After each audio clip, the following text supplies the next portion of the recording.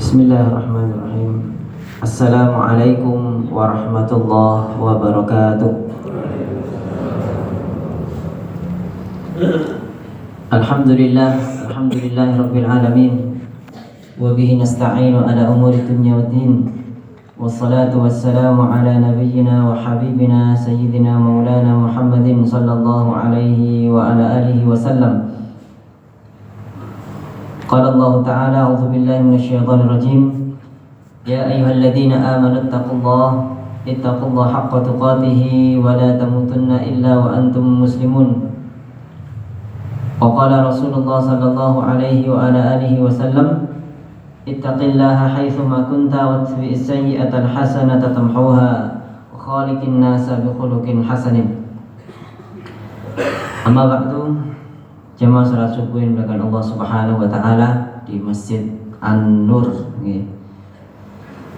yang senantiasa semoga dirahmati Allah Subhanahu wa taala. Alhamdulillah, kita bersyukur kepada Allah pada kesempatan pagi hari ini atas limpahan nikmat, taufik, hidayah serta inayahnya. Kita masih dimudahkan langkah kaki kita untuk menuju masjid yang kita cintai ini dalam rangka menjalankan salat subuh berjamaah. Mudah-mudahan ikhtiar kita semuanya senantiasa mendapatkan ridho dari Allah Subhanahu wa taala. Alhamdulillah, pada kesempatan pagi hari ini setelah kita melaksanakan salat subuh berjamaah, kita hadir di majelis ini dalam rangka thalabul ilmi. Karena mencari ilmu adalah kewajiban bagi setiap muslim, sebagaimana Rasulullah sallallahu alaihi wasallam sabdakan, talabul ilmi faridatun ala kulli muslimin. Sesungguhnya belajar atau mencari ilmu adalah sebuah kewajiban bagi setiap muslim. Dan juga sabda Rasulullah SAW, utlubul ilma minal mahdi ilal lahdi. Belajar tidak ada batas umur. Minal mahdi, dari mulai kita dilahirkan oleh ibu kita, minal mahdi ilal lahdi, sampai kita meninggal dunia. Maka kewajiban kita Bapak Ibu sekalian untuk senantiasa mendalami ilmu syar'i, mendalami Al-Quran, dan juga mendalami hadis Nabi sallallahu alaihi wasallam. Maka sebuah kenikmatan yang Allah berikan kepada kita, nikmat masih diberikan kesempatan, sebagaimana doa yang diajarkan oleh Nabi kita, alhamdulillahilladzi ahyana ba'dama amatana wa ilaihin nusyur. Segala puji bagi Allah Subhanahu wa taala, alladzi ahyana, yang telah menghidupkan kami, ba'dama amatana, setelah mematikan kami, wa ilaihin nusyur, dan semuanya kita akan kembali kepada Allah Subhanahu wa taala. Nikmat bangun tidur, artinya Allah masih memberikan kesempatan buat kita untuk banyak-banyak ibadah, untuk banyak-banyak taat, dan untuk banyak-banyak bertobat kepada Allah Subhanahu wa taala. Kesempatan pagi hari ini kami diberikan kesempatan untuk bisa memberikan nasihat buat kita semuanya, buat kami pribadi, yang berkaitan tentang Al-Quran. Bapak Ibu sekalian, Allah Subhanahu wa taala jadikan Al-Quran ini sebagai hudan, sebagai petunjuk buat umat ini, buat seluruh manusia. Sebagaimana Allah sampaikan, a'udzubillahi minasyaitonirrajim, alif lam mim, dzalikal kitabu la raiba fihi, hudan lil muttaqin. Al-Quran yang tidak ada keraguan di dalamnya, hudan lil muttaqin, menjadi petunjuk bagi orang-orang yang bertakwa. Bagaimana kita mengetahui atau menjadikan Al-Quran sebagai petunjuk kalau kita tidak mengetahui isi daripada Al-Quran, kalau kita tidak mendalami isi Al-Quran? Maka Bapak Ibu sekalian, Al-Quran yang Allah turunkan kepada baginda mulia Rasulullah Muhammad SAW ini memiliki 3 kandungan utama. Yang pertama, Al-Quran berisi tentang syariat yang berkaitan tentang hukum-hukum. Di dalam Al-Quran diajarkan tentang halal dan haram, perintah untuk menegakkan sholat, menunaikan zakat, ibadah-ibadah mahdhur dan sebagainya. Jadi Al-Quran kandungan yang pertama berisi tentang masalah hukum atau perintah dan larangan. Kandungan yang kedua, Al-Quran berisi tentang masalah akidah, aqaid, tauhid, sebagaimana dalam surat Al-Ikhlas, qul huwallahu ahad, Allahus samad, lam yalid wa lam yulad wa lam yakul lahu kufuwan ahad. Kandungan Al-Quran berisi tentang masalah akidah, keimanan kepada Allah Subhanahu wa taala. Dan yang ketiga, Al-Quran berisi tentang kisah-kisah umat terdahulu, baik mereka dari kalangan anbiya wal mursalin, kalangan para nabi maupun rasul, maupun cerita-cerita atau kisah-kisah dari orang-orang yang durhaka seperti Fir'aun, Qarun, Haman dan sebagainya. Maka 3 kandungan utama ini harus kita pelajari bersama-sama. Yang pertama mengenai hukum-hukum, yang kedua mengenai akidah, dan yang ketiga mengenai kisah-kisah. Maka pada kesempatan singkat pagi hari ini kita akan mengkaji salah satu dari bagian isi Al-Quran, yaitu tentang kisah-kisah di dalam Al-Quran. Ma'asyiral muslimin, tentunya Allah Subhanahu wa ta'ala ketika menyampaikan dalam Al-Quran mengenai kisah orang-orang terdahulu, orang soleh maupun yang tidak soleh, tentu ada kandungan atau hikmah pelajaran yang bisa kita ambil. Di antaranya Allah Subhanahu wa ta'ala menyebutkan dalam surat Al-Maidah, surat Al-Maidah ayat yang ke-27, Allah Subhanahu wa ta'ala mengkisahkan tentang cerita dari manusia-manusia terdahulu, orang-orang terdahulu, dan lebih tepatnya cerita atau kisah tentang putra-putra Nabiullah Adam alaihissalatu wassalam.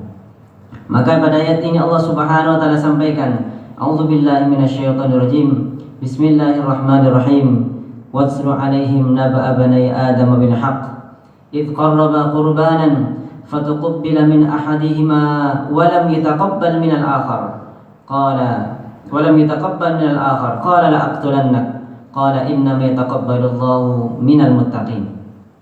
Bapak Ibu sekalian, kisah ini menceritakan tentang awal-awal kehidupan umat manusia.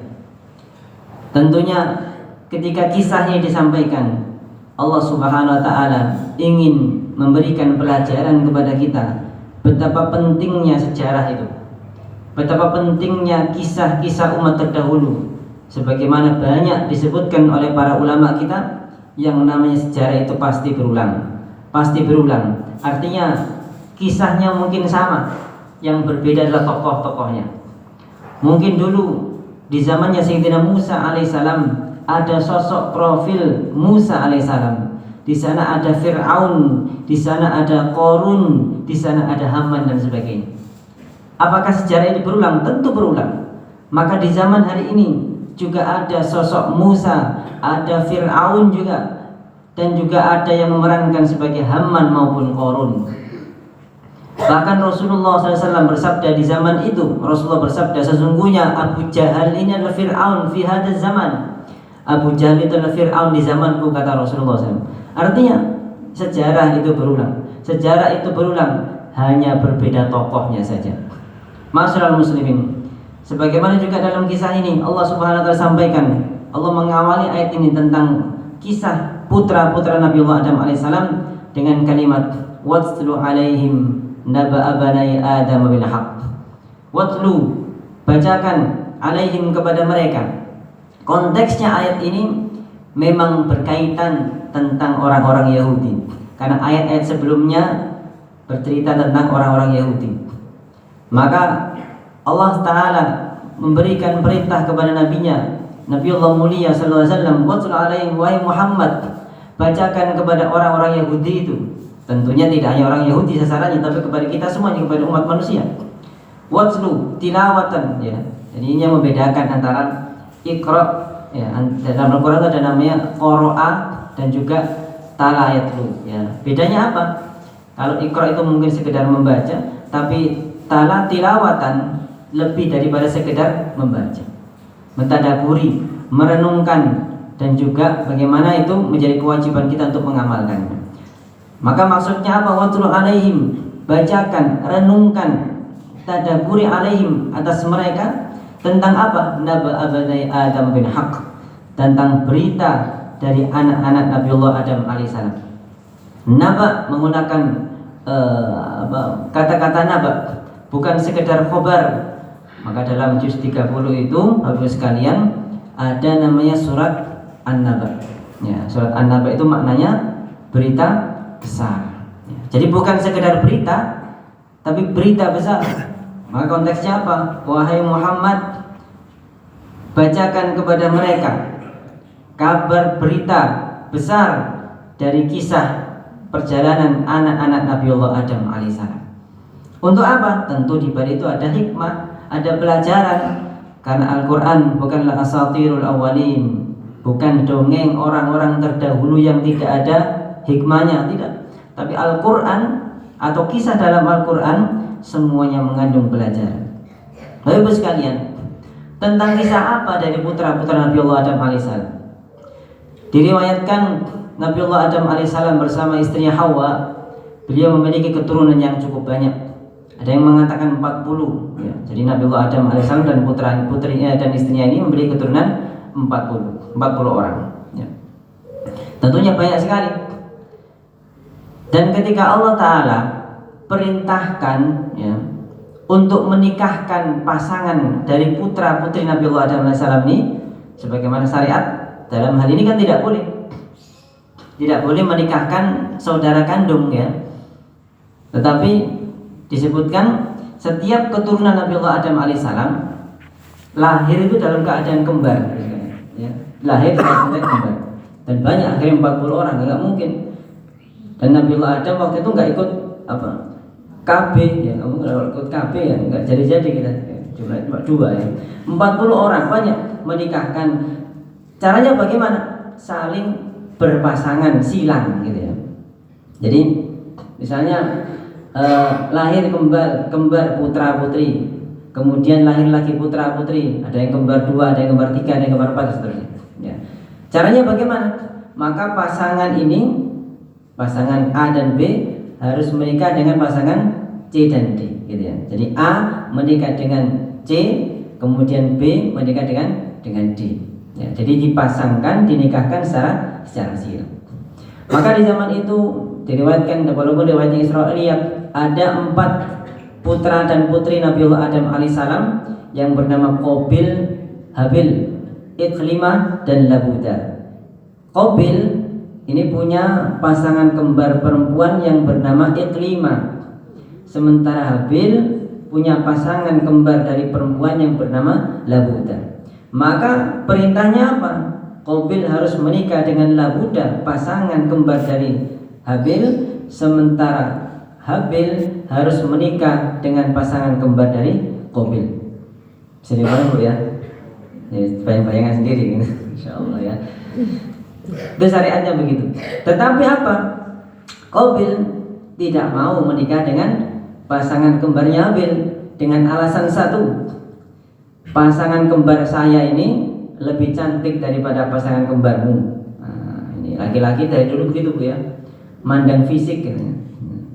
Laki-laki itu aspek fisik itu utama katanya. Maka Qabil nggak mau, saya nggak mau menikah dengan pasangan kembar wahai Habil, saya lebih baik menikahi saudara kembar saya sendiri yang bernama Iqlimah.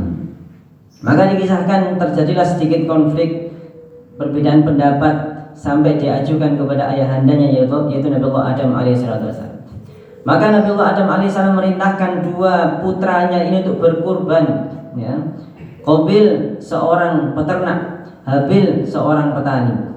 Maka 2 putranya ini harus berkurban di hadapan Allah Subhanahu wa ta'ala. Di zaman itu cara berkorban yaitu jangan meletakkan kurbannya di atas bukit dan menunggu sambaran api. Ketika itu disambar oleh api, berarti kurbannya diterima oleh Allah Subhanahu wa ta'ala. Nah, qadarallahu ma syaa, yang terjadi apa? Yang diterima adalah kurbannya milik Habil, sementara Qabil ditolak oleh Allah Subhanahu wa ta'ala. Apa yang terjadi? Sakit hati luar biasa ya. Sudah cintanya ditolak, bertepuk sebelah tangan ya, kurbannya ditolak lagi oleh Allah Subhanahu wa ta'ala. Apa yang dikatakan Al-Quran di sini? Id qarraba qurbanan fataqabbala min ahadihima wa lam yutaqabbal minal akhar. Allahu akbar. Ya. Salah satu dari kurban mereka berdua diterima oleh Allah, yang satunya ditolak oleh Allah Subhanahu wa ta'ala. Dan ini menyebabkan apa? Menyebabkan sakit hati yang luar biasa dari Qabil kepada Habil. Pertama, karena dia tidak diizinkan untuk menikahi wanita yang dicintainya, yang diinginkannya. Cintanya ditolak oleh Allah Ta'ala, kurbannya ditolak oleh Allah Subhanahu wa ta'ala. Apa yang terjadi? Ya. Maka Qabil memiliki penyakit yang buruk sekali kepada Habil, yaitu penyakit hasad. Penyakit hasad, penyakit dengki. Apa itu dengki? Sederhananya dengki itu begini. Dengki itu adalah senang melihat orang lain susah, susah melihat orang lain senang. Itu dengki, ya, atau hasad dalam bahasa Arab. Jadi sangat berbahaya Bapak sekalian. Melihat tetangganya sukses, ya, lihat tetangganya beli motor misalnya, kemudian dia migran. Melihat tetangganya beli mobil, stroke mungkin gitu ya. Melihat tetangganya beli rumah, opnam di rumah sakit. Ini berbahaya, penyakit hasad. Sampai Rasulullah nasihatkan kepada kita, iyyakum wal hasada, fa innal hasada ta'kulul hasanat kama ta'kulun narul hatabah. Jauhilah olehmu, hati-hati, hati-hati, ya, dari penyakit hasad, karena hasad itu menghilangkan kebaikan sebagaimana api menghilangkan kayu bakar, kata Nabi SAW. Ya, sangat berbahaya. Seorang yang sudah hasad pada saudaranya, ya, sudah dengki kepada saudaranya, ya Allah, dia tidak akan merasakan kebahagiaan yang seharusnya kan dia senang melihat saudaranya senang, gitu ya.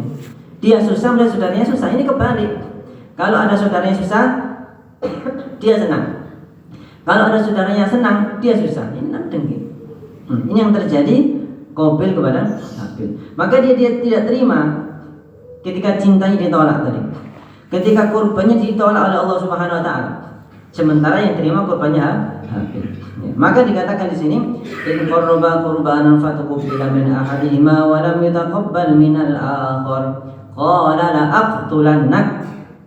Maka Qabil mengatakan di hadapan Habil, sungguh aku akan membunuhmu.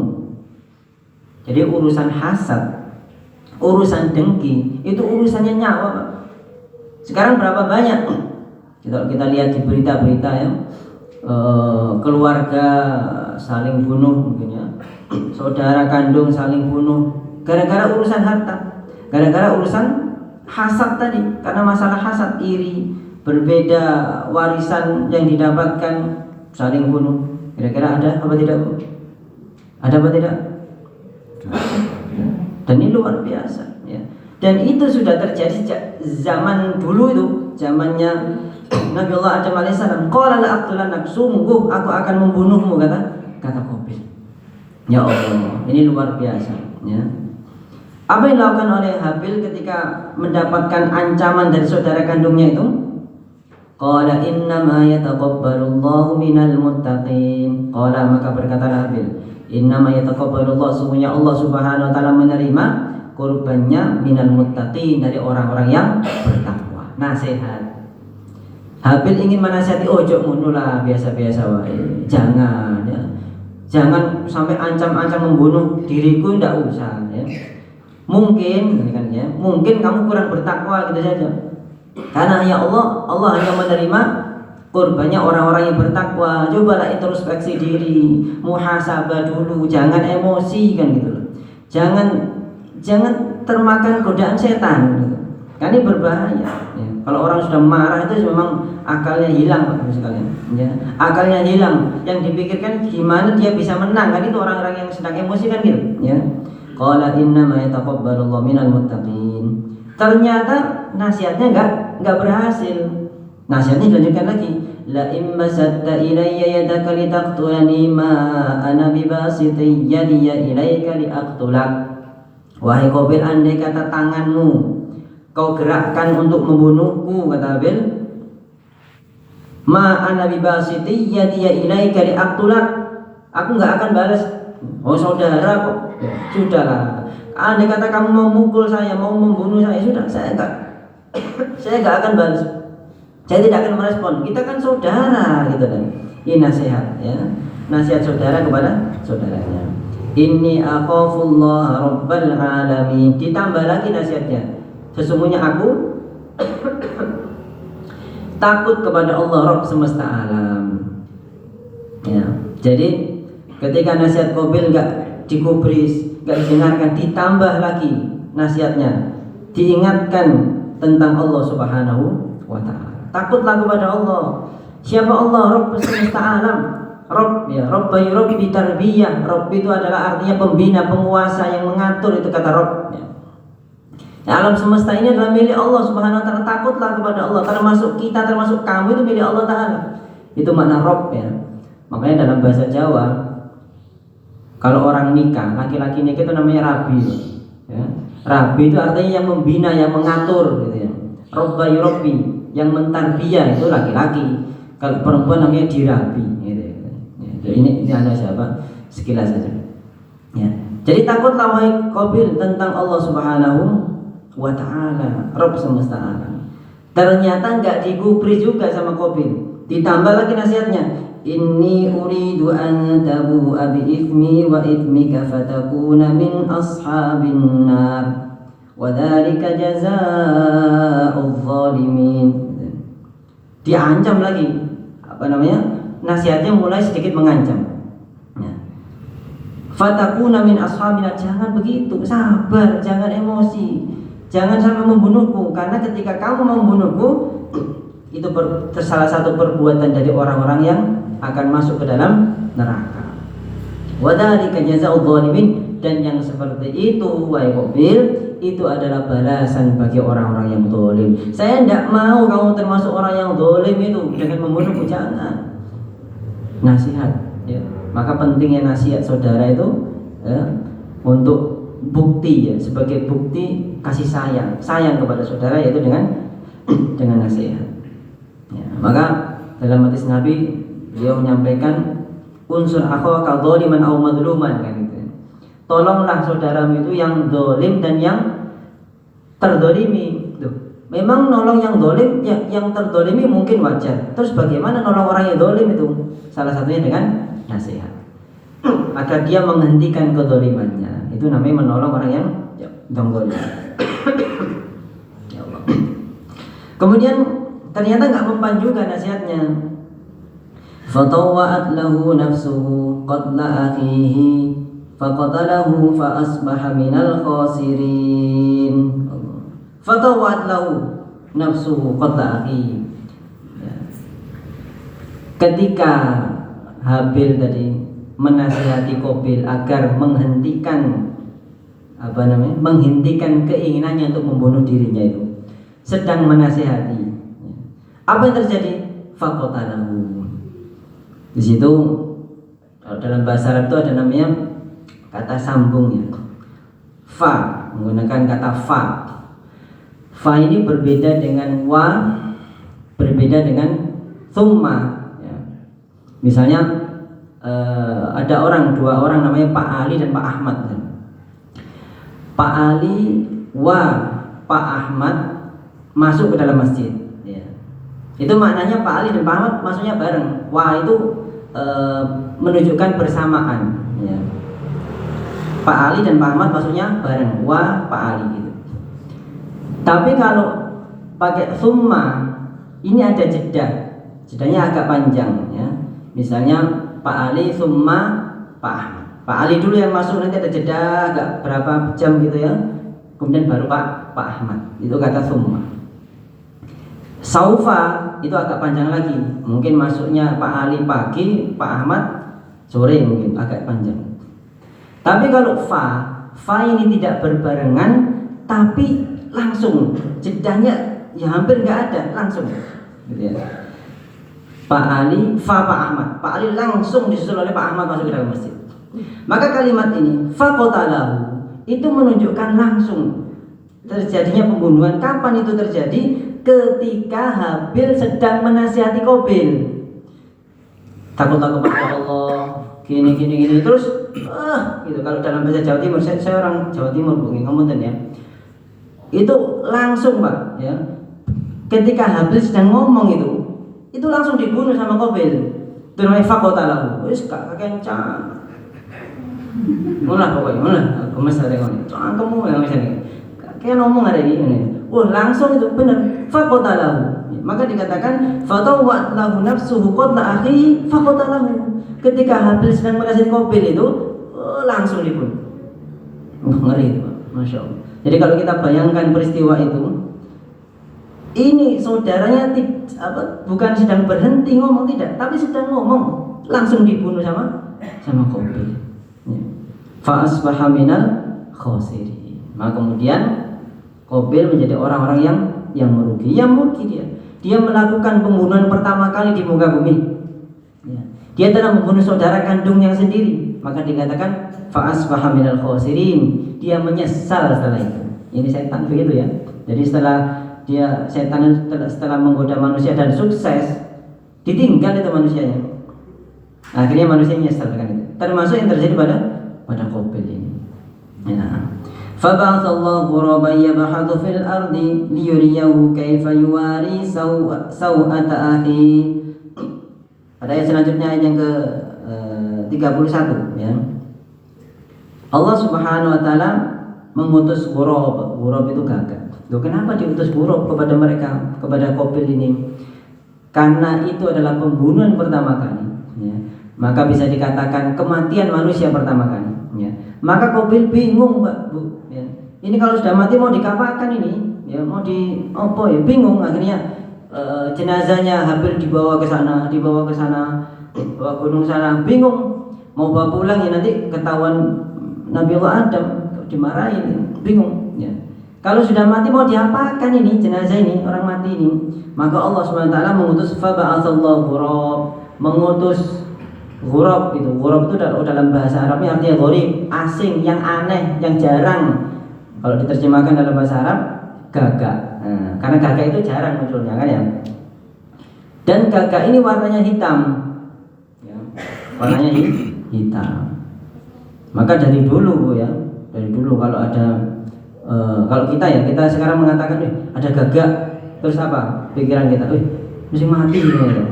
Ada orang mati ya, dari dulu cuman ngomong ya. Dan ghurab itu warnanya hitam. Biasanya orang takziah itu pakai baju apa? Hitam gitu ya.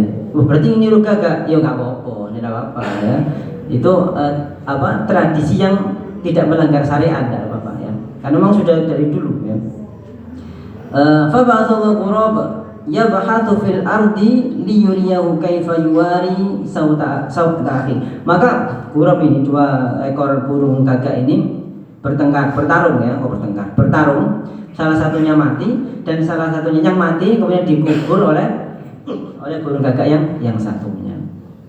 Dan ternyata itu dilihat sama Qabil. Caranya ya. Caranya kalau sudah mati itu dikubur. Apa yang dikatakan Qabil?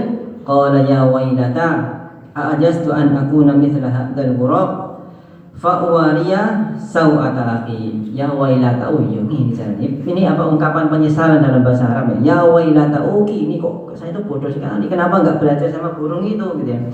Kenapa enggak belajar sama burung gagak itu, kalau saudaranya mati dikali tanah ya, kemudian dikubur di situ. Maka kemudian apa? An akuna mithla hadzal ghurab fa'wariya sawata akhi. Aku akan menggali tanah, kemudian akan aku kuburkan saudaraku Habil ini seperti yang dilakukan oleh burung gagak ini. Fa asbaha minan nadimin. Maka seumur hidupnya kemudian Qabil menjadi salah satu orang yang menyesal ya. Setiap kali terbayang wajahnya Habil yang dibunuh tadi, setiap kali terbayang dosa yang dilakukan itu menjadi dosa pembunuhan pertama di sejarah kehidupan manusia. Bapak Ibu sekalian, dari kisah ini kita melihat bagaimana bahayanya penyakit hasad ya. Bahayanya penyakit dengki yang urusannya bukan urusan sederhana, urusan nyawa ya. Urusan nyawa.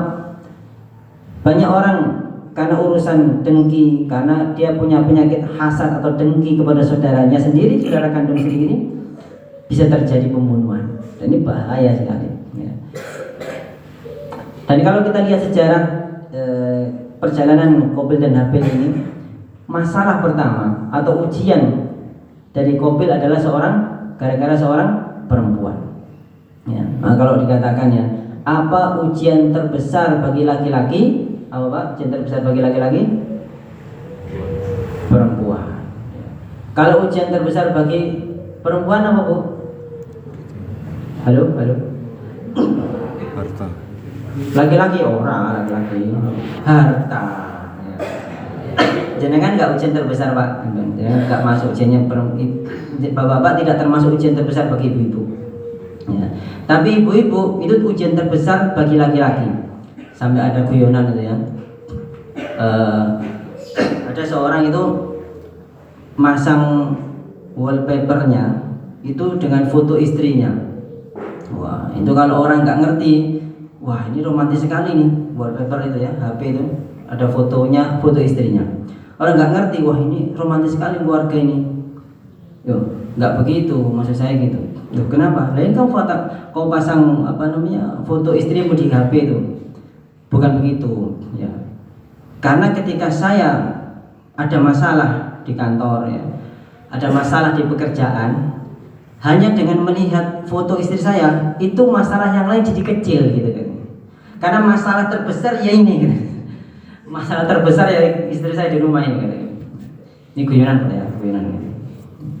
Nanti sama-sama dicek di HP-nya suaminya, jadi kan dicek ini apa yang dipasang di HP suami saya ini. Kalau fotonya istri jenengan, kalau foto jenengan yang dipasang, ditanya dulu apa alasannya gitu ya. Kalau alasannya karena masalah terbesar ya kamu itu, sehingga masalah yang lain jadi kecil gitu. Itu wah ini perlu diingatkan gitu. Kembali ke sini ya. Masalah hasad tadi. Dan hasad ini biasanya terjadi satu profesi, Pak. Ya. Maka misalnya tukang sayur ya, itu hasadnya kepada tukang sayur biasanya. Seorang guru hasad kepada guru, ustadz juga kepada ustadz biasanya, itu hasad. Ya. Jarang sekali hasad itu beda profesi, itu jarang ya. Seorang tukang sayur iri kepada orang yang kerja di kantoran, jarang ya. Rata-rata satu profesi. Nah, ini karena saking bahaya penyakit ini, lalu apa yang harus kita lakukan? Obat apa yang harus kita lakukan sehingga kita terhindar dari penyakit hasad? Pertama kita harus mengetahui dulu hasad ini terjadi karena apa. Satu-satunya sebab seseorang sampai hasad, sampai dengki kepada saudaranya ya, yaitu karena dia tidak bersyukur kepada Allah Subhanahu wa taala atas nikmat yang Allah berikan kepadanya. Dia melihat saudaranya, kalau istilahnya apa? Rumput tetangga selalu lebih hijau gitu ya. Karena rumput tetangganya dari plastik mungkin hijau terus. Ya begitulah sawang sinawang ya. Orang yang melihat orang lain, mengukur standar kenikmatannya di kenikmatan orang lain, dia nggak akan pernah bahagia, Pak. Contoh misalnya, kita memberikan standar yang namanya makanan enak itu ya, misalnya sate atau apalah ya, nasi goreng gitu. Standar-standar seperti itu kan sebenarnya membatasi kita untuk bahagia dalam urusan makan. Orang dulunya saya ya, mbah-mbah kita dulu makan itu sederhana, nggak perlu ke resto, nggak perlu ke rumah makan mewah, enggak, di rumah makan lalapan enak itu, betul tadi Bu? Betul. Orang sekarang nggak bisa, yang namanya makan enak itu harus di sini, harus pakai ini, harus menunya sekian. Kita membuat standar bahagia aja susah. Orang bahagia itu punya kendaraan, ya. Orang bahagia itu rumahnya begini ukuran sekian. Itu kan standar kita, ya. Dan bahagia itu sebenarnya murah. Apa kata Nabi SAW?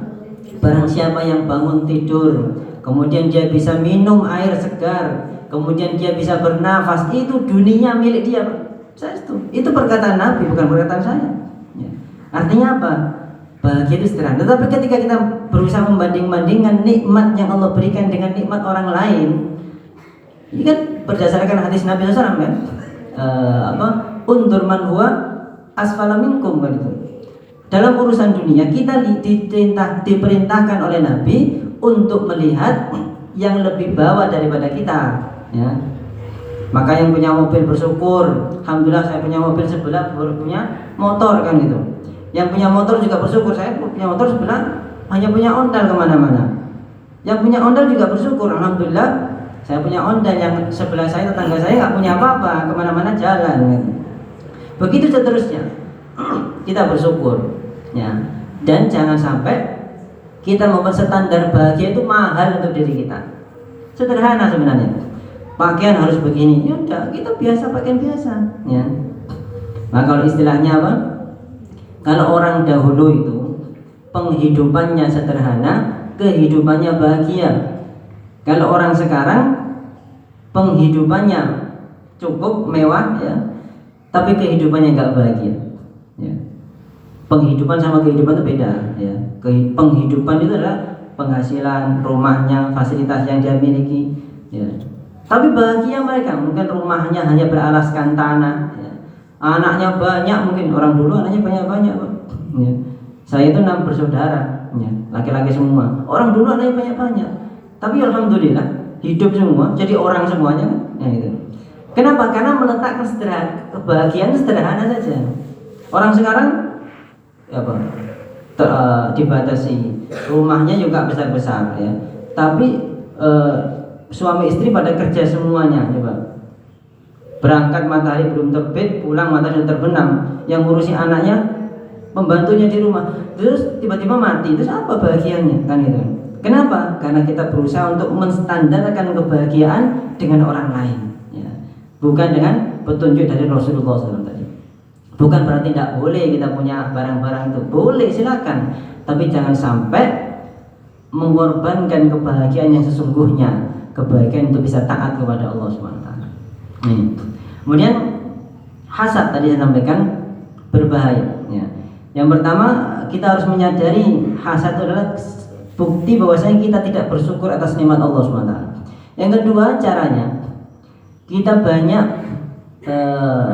ikut berbahagia, ya. Ikut berbahagia dengan kebahagiaan orang lain. Ketika ada saudara kita, tetangga kita yang sukses, berhasil ini dalam proyek tertentu misalnya, kita datangi itu, kita ucapkan selamat. Dan itu perlatihan, Pak. Kita ikhlas hati kita datangi, kita ikut bersyukur, bahkan mungkin ikut nyumbang ya. Enggak nunggu diundang dulu syukuran, enggak, jangan datang, jangan kasih hadiah sebagai ucapan selamat. Itu bentuk latihan itu. Dan hasad itu bahaya sekali. Ya. Kalau tidak kita mulai latihan untuk menghilangkannya, itu berbahaya. Maka tadi apa?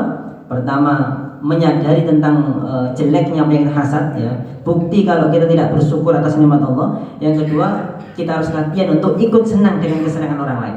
Dan yang ketiga, kita banyak doa kepada Allah SWT agar Allah melindungi diri kita dari bahaya penyakit hasad. Ya.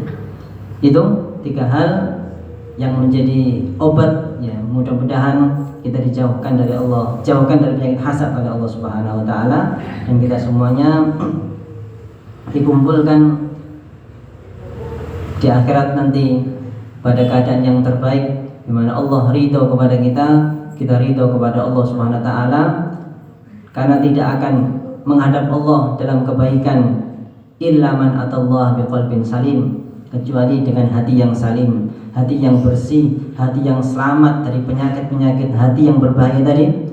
Dan kita dikumpulkan di tempat yang terbaik, di surganya Allah bersama kekasih kita Nabiullah Muhammad SAW. Saya kira itu yang bisa kita sampaikan. Mohon maaf bila banyak kekurangan dari kata-kata kami dan perbuatan kami. Mudah-mudahan kita senantiasa diampuni oleh Allah SWT, dan insya Allah mudah-mudahan kita termasuk orang-orang yang dipilih oleh baginda mulia Muhammad SAW menjadi umatnya yang mendapatkan syafaatnya di yaumil kiamah kelak. Demikian qul qouli hadza wastaghfiruhu innahu wal ghafurur rahim. Assalamualaikum warahmatullahi wabarakatuh. Waalaikumsalam.